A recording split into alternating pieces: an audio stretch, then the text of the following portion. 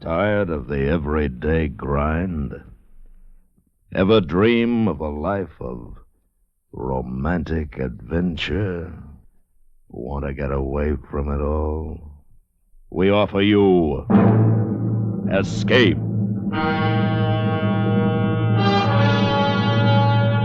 Escape, transcribed to free you from the four walls of today for a half hour of high adventure.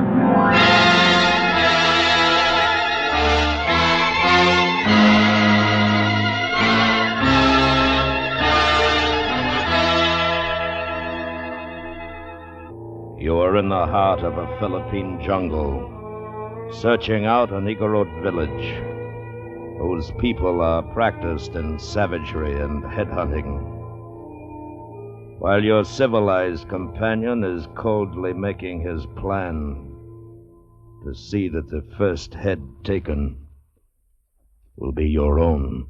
Listen now as Escape brings you Kathleen Height's exciting story, A Good Thing.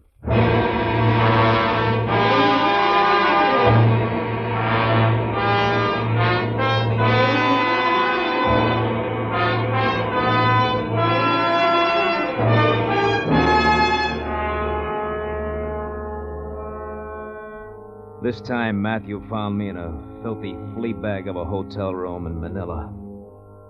Before that, it had been Shanghai, Rangoon, Cape Town. Name your port of call.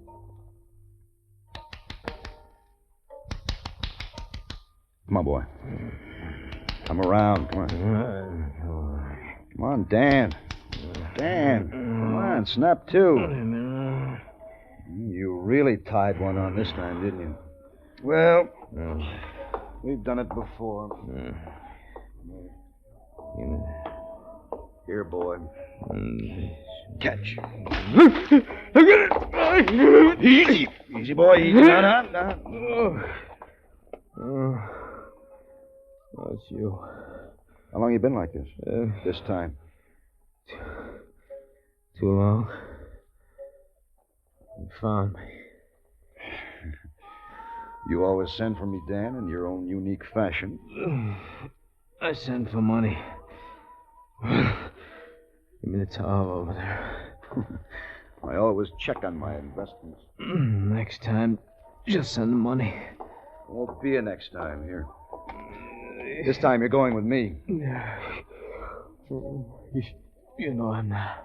I think you'll get a kick out of this, John. I'm going up in the back country of Nueva Ecija.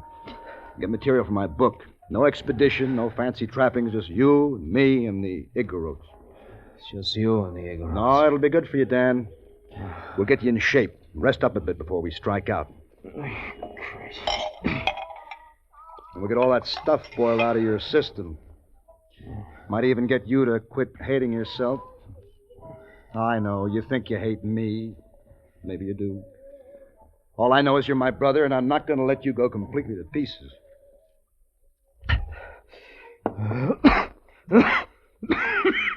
Makes you feel great, doesn't it? It's there when I want it. Yeah. And it never talks back. It's printed on the label. 16 full ounces, no platitudes. Do you have any clothes except those on your back? I travel light. Any debts to square? Women to placate before we clear out of here? You crazy fool. You really think I'm going with you? Might make it as far as Japan tonight. We'll put up with Cass for a while. He'd like that. Cass? Mm-hmm. You mean Cass Bledsoe? Sure. He's still around. Must be in his middle 60s by now. He's fatter than ever and richer. I see him a couple of times a year, I guess. Thought maybe you'd forgotten Cass. It's been a long time. It had been a long time. But Cass Bledsoe was one guy I'd never forget. I used to hang around his plantation near Gapan when I was a kid. My old man was an engineer in the islands. I knew a good thing when I saw it, even then. And Cass had it made, but good. A lot of cheap native labor, all the money in the world. That's what I call a good thing. That's what I'd look for all my life. Brother Matthew, I hated his insides. I always had. It wasn't so bad when he was off somewhere, but When he was around, I thought I'd blow my cork. I hated him that much. He had me this time, though. I was flat broke, and he knew it. I had to go with him. You see, no one's done exactly the kind of study I want to do on the Igorots. The lecture can wait till we get to Cass's. Come on, Dan. Admit it's not a bad idea? I think it's a lousy idea.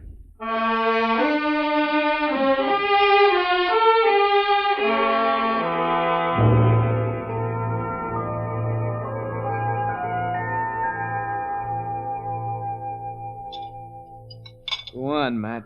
Tell Cass all about it. Yeah, explain it to me.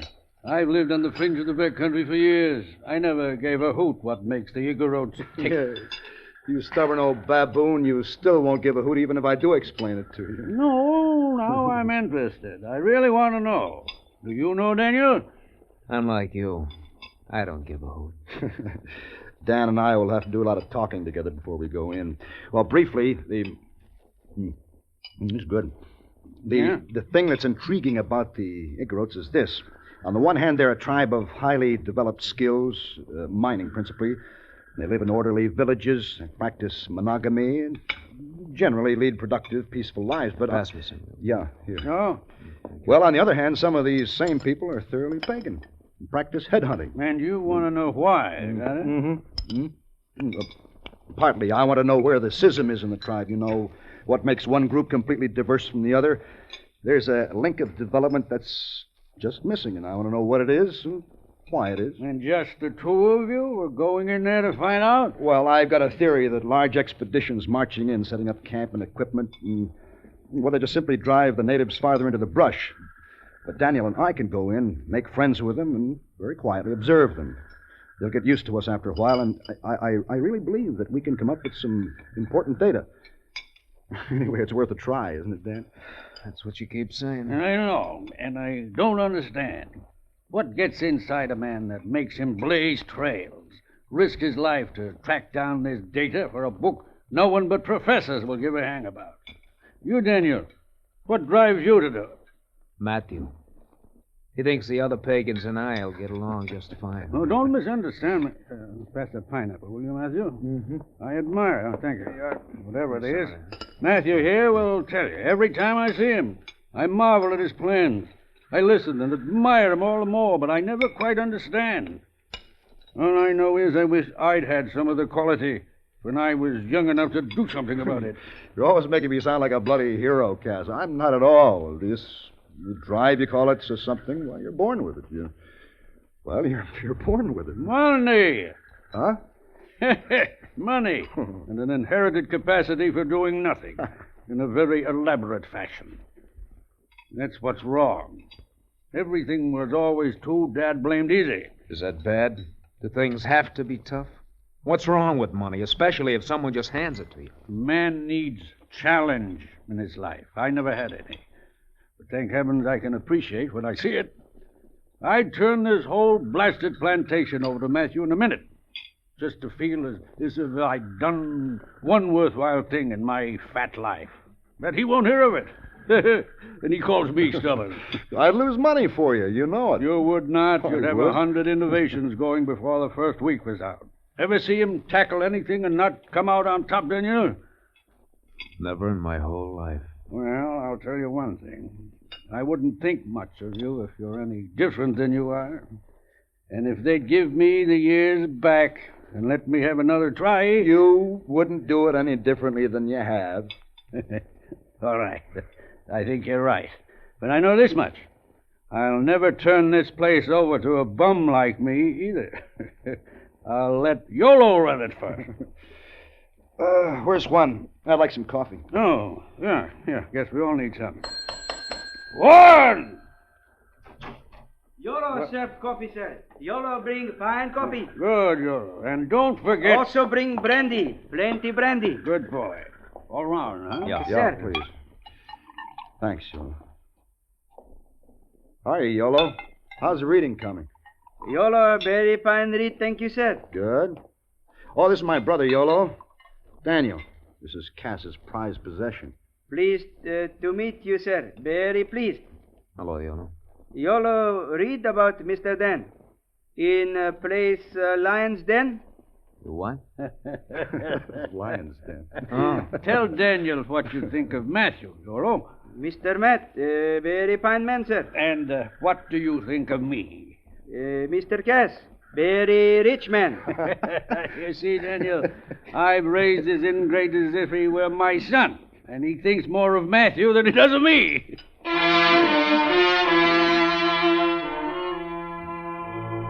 The love feast went on and on and on. Every time Cass took another slug of brandy, he'd hand the plantation over to Matthew again, and Wonder Boy just kept handing it back. I had time. We were going to stay on with Cass for a few days, and hard as it was on my insides, it looked smart to come off as a carbon copy of Brother Matthew. The drunker he got, the more old brandy bloat began to look like a good thing to me. A real good thing. I was a model boy those next few days. Now, if we start out early enough in the morning, Yolo thinks we can make it to... Yeah, to this clearing right here. By tomorrow night. Yeah. No. What does Yolo know about it? Well, this country's the back of his hand. Hasn't Cass told you? Yolo's an Igorot. His family still lives back up in the hills. Okay. So we're here tomorrow night. Yeah. When do we hit the first village? Well, about mid-afternoon the second day. We'll set up headquarters there and work out of there as soon as we know the territory and make a few friends. Sounds real cozy. All right, guess we're set then. Mm-hmm. Dan? Yeah. You're doing a good job. I'm proud of you. Thanks. It's a long time since we've really been brothers. It'll be a good thing, this trip. Yeah, I think so. There! Are you still awake? Yeah, come on in, Cass. Come in. Couldn't wake Matthew. Oh, no wonder. Thought we'd just have a little drink together. To the Igoros, huh? Dan will have a nightcap with you, Cass. I want to talk to Yolo again and then hit the sack. All right. See you in the morning, Cass. Yeah. Night, Dan. Yeah, 9.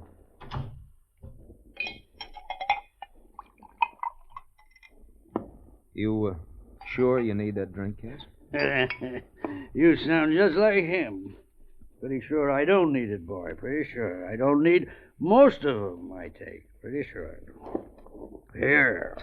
Okay. Igorots? To you. To you and Matthew. Safe journey. Safe. Thanks. I don't know you like I know him, but you got something. I can tell. Something. Doers. That's what you are. Amount to something. Never did myself. Look, you're pretty hard on yourself, aren't you? Guts.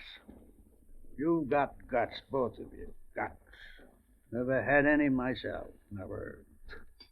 You've done all right without them. Listen, boy. Listen. Don't let anything happen to Matthew. Like a son to me. Don't know you as I know him. I know this, though. You're a bad one. A lot of devil in you, like me. Matthew, just like a son to me. Man needs a son. And when you get back, if you get back,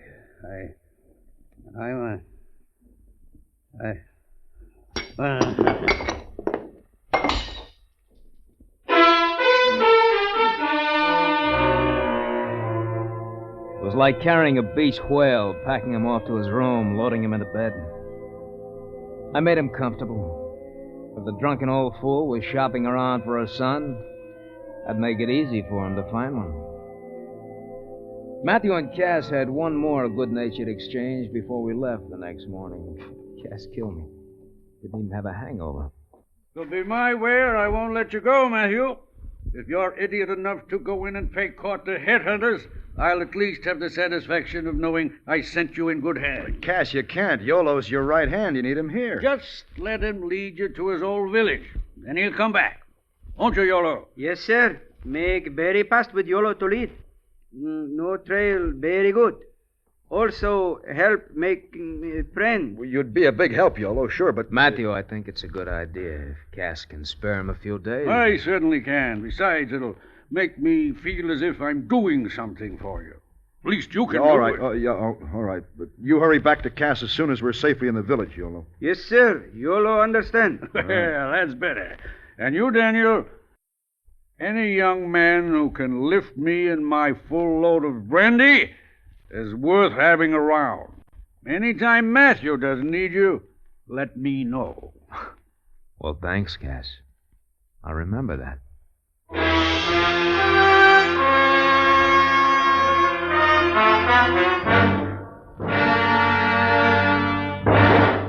We will return to Escape in just a moment, but first, highway safety is a state of mind. Yes, the state of the driver's mind. His viewpoint about taking chances on his own and others' lives governs whether or not our roadways are safe or unsafe.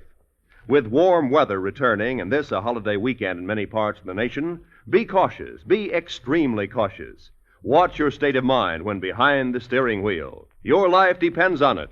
Others do too. And now, back to Escape.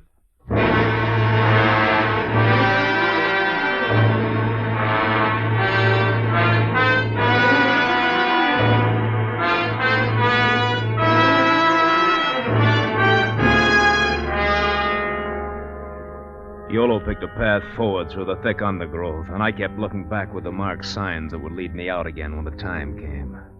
By evening, Yolo had nosed out a little clearing. We made camp there. I watched Yolo in the firelight. His eyes kept darting out into the night, his head cocked, listening. Near as I can tell, we must be about halfway between Gimba and Bunga Bun, Daniel. What does that mean? Just that tomorrow afternoon should see us in Yolo's home village. You did a good job, Yolo. We wouldn't be this far without you. Yolo very slow. Tomorrow do better. You asleep. Yolo watch and listen. Yolo, what kind of sound does a headhunter make? No sound. All very quick. Mr. Dan have no fear. No? Why? Not have a fine head like Mr. Matt. That's a dubious honor. Headhunter think soul in head. See fine head cut off. Make hunter very smart fellow. Put head in ground. Make crops grow. Well, they won't come after us unless we trouble them. Don't worry about it, Dan. Get some sleep. Yeah. Apparently, I don't have a thing to worry about.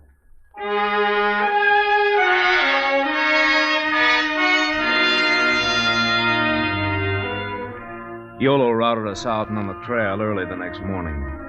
I got so I could sense the path, look around at the brush, know where the footing was. We made good time, and by afternoon we could see the village ahead. As we moved closer, Yolo seemed somehow to become warier. His head snapped in all directions at the slightest sound. But finally, he led us into the clear, flanked by huts on all sides. What few natives we saw backed away and disappeared at the sight of us. They're more frightened of us than we are of them, Dan. Smile. Must smile. Show 'em we're friendly. Over there. Hut my family. We go there. You go on. Tell him we're friends. He'll know what to do. What we do is much more important. Just smile now.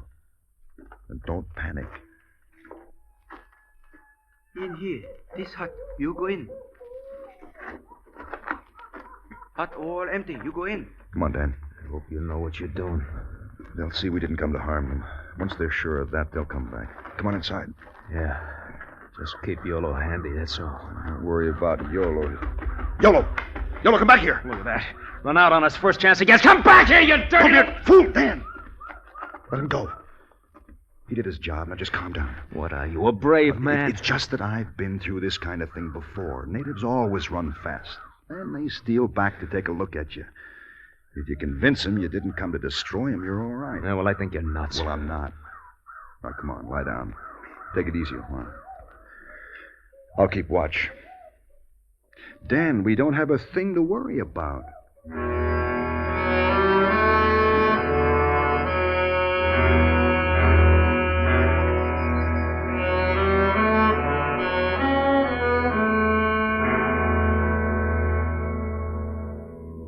I didn't expect to sleep, but I must have.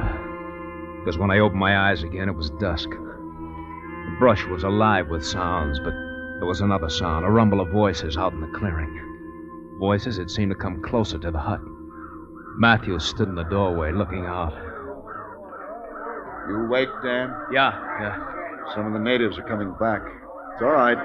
You stay inside. I'll go out and meet them. Don't you let them in here. No, they won't come in. Just stay where you are. And don't make it tough for us.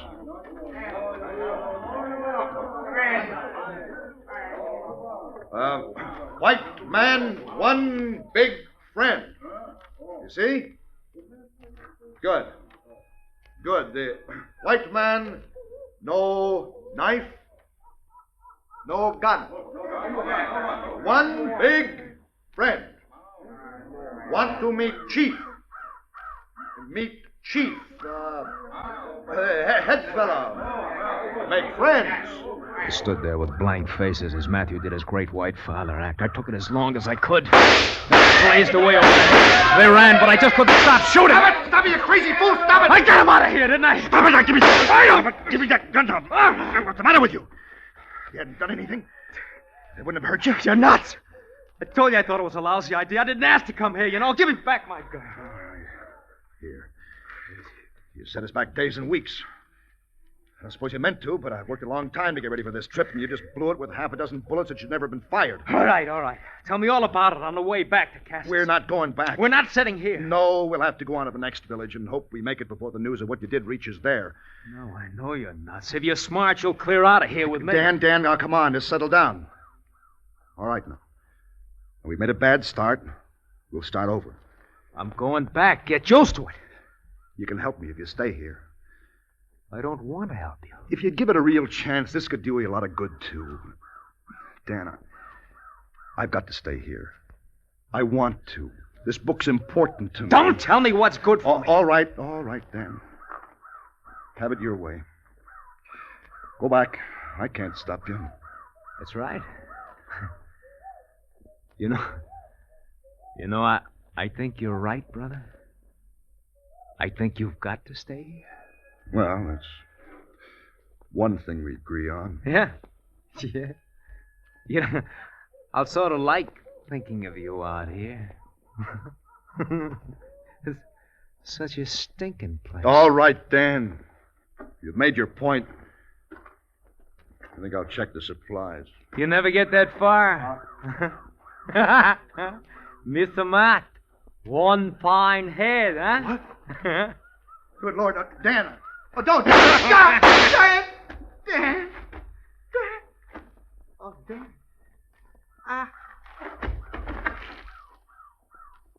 All right, you book, brother.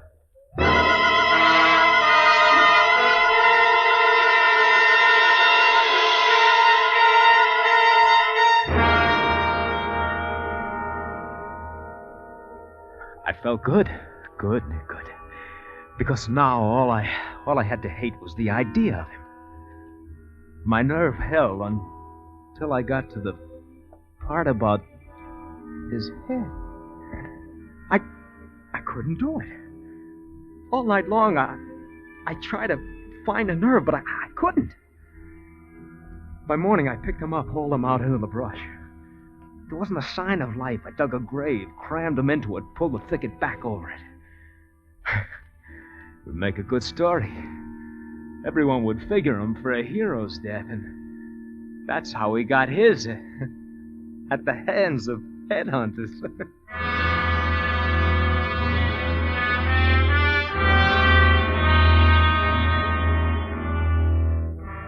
2 days later, Matthew's weary brother, bramble scratched and sick with grief, stumbled into Cass's plantation and told the sad news. Poor devil. Must have been horrible. Oh, it was awful. You don't know how awful. Take it easy, son. I know how you feel. But it was his life. He was doing what he believed in. I want to go back. I want to get a party and go back, clean them all out for what they did. I know. But you won't. I won't let you. I tried to stop Matthew. I've got to stop you. I'm so tired, And Cass. you'll get rest. A long rest. Then we'll talk about plans. Don't try to think now. No, it's no use thinking. I can't help him now. Any more than I could help him then. Don't beat yourself, son. You did everything you could. I thought YOLO was the answer. But I guess not. YOLO. He ran as soon as we hit the village. And he didn't show up when the trouble started? No. He headed back here like he was supposed to. I told him to stay in the background. He was supposed to be there when you and Matthew needed him. He isn't here? He didn't come back? They reverted to type. They do sometimes. I thought I was giving my boy some protection. Cass, I think I'll go lie down. I feel sick. Sure, son. Sure. Mr. Cass! YOLO! Cass! YOLO, come back! YOLO! You promised to watch after them! YOLO there, Mr. Cass. YOLO there all the time. No, you lie. You're lying. I saw you run. No, Mr. Dan. No. YOLO stay. YOLO bring back Mr. Matt. Come. You see.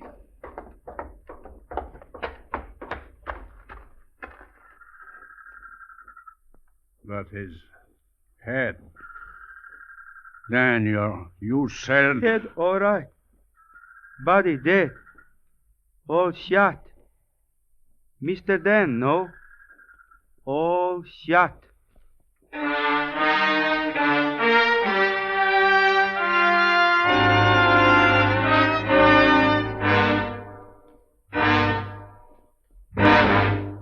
Under the direction of Anthony Ellis, Escape has brought you A Good Thing by Kathleen Haidt, starring Anthony Barrett as Daniel and John Daner as Matthew.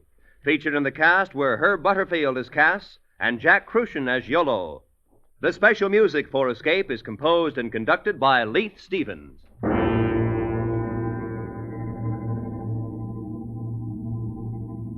Next week. You are living in a new and fabulous land, surrounded by all that is generous and kind, while your hosts, heedless of your pleas, are planning, as is the custom of their country, to kill you in a strange and terrible manner. So listen next week when Escape brings you a fantastic adventure in The Voyages of Sinbad.